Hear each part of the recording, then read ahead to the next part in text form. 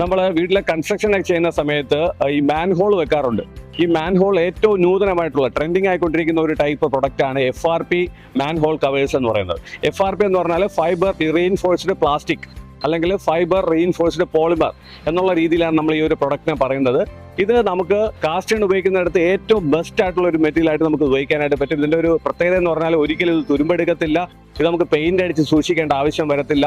ഇത് നമുക്ക് ആരും എടുത്തുകൊണ്ട് പോയിട്ട് സ്ക്രാപ്പിന് കൊടുക്കുന്നുള്ള പേടിക്കേണ്ട ആവശ്യമില്ല. അത്രയും ക്വാളിറ്റി ഉള്ള അല്ലെങ്കിൽ അത്രയും ലോഡ് ബിയറിംഗ് കപ്പാസിറ്റി ഉള്ള ഒരു പ്രൊഡക്റ്റാണ് ഈ പറഞ്ഞ FRP മാൻ ഹോൾ കവേഴ്സ് എന്ന് പറയുന്നത്.